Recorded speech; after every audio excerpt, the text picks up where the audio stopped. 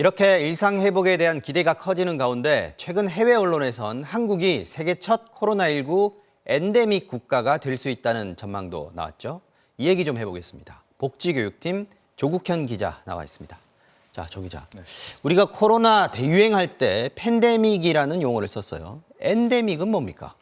엔데믹이라는 게 학문적 용어라서 개념의 범위가 좀 넓습니다. 그런데 좀 쉽게 표현을 드리면 특정 지역에서 주기적으로 발생하는 풍토병, 이렇게 좀 설명을 드릴 풍토병이요. 수가 있겠습니다. 네.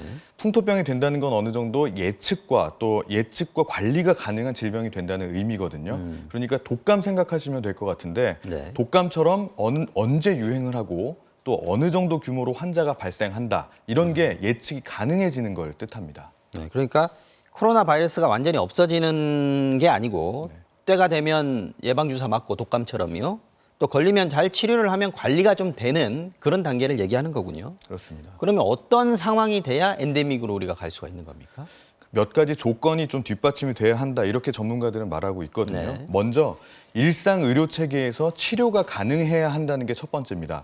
그러려면 일단 환자의 규모 또 시기, 이런 게 예측이 가능해야 되잖아요. 네. 그런데 지금은 그게 안 되고 있는 상황입니다. 그리고 누구나 쉽게 구할 수 있는 치료제, 이게 또 관건이거든요. 치료제. 독감 생각하면 타미플루 바로 떠올리실 텐데 그렇죠. 그런 그 치료제가 필요한데 팍스로비드 같은 치료제가 지금 있기는 하지만 가격이 비싼 단점이 있고 또 사용에도 제한이 많은 상황입니다. 그동안 우리가 집단 면역 얘기 많이 했어요. 이 집단 면역을 확보하는 것도 엔데믹으로 가는데 상당히 중요한 전제 조건이 되는 거 아닌가요? 네, 면역력 굉장히 중요합니다. 면역력을 가진 사람이 많을수록 유행 규모는 줄고 또 위중증이나 사망 위험도 낮아진다는 건데요. 백신을 맞거나 또 코로나에 걸리거나 방법은 이 두 가지입니다. 현재 백신 접종 완료자가 90%에 이르고 있죠.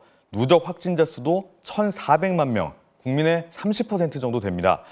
무증상자, 그러니까 증상이 없거나 검사를 안 받은 사람까지 합치면 40% 정도는 이제 감염이 된 것으로 추정이 되고 있는데요. 그래서 집단 면역까지 언급하기는 아직 이르다는 분석입니다. 그러니까 일단 풍토병, 엔데믹으로 가면 좋은 건데 우리로서는요. 근데 조 기자 설명을 들어봐도 그렇고 오늘 방역 당국도 아직은 시간이 필요하다 이렇게 얘기를 했단 말이죠. 그렇습니다. 언제쯤 우리나라가 엔데믹으로 갈 수 있는 겁니까? 말씀대로 아직은 아닙니다. 그리고 전문가들도 대체로 좀 부정적으로 보고 있습니다.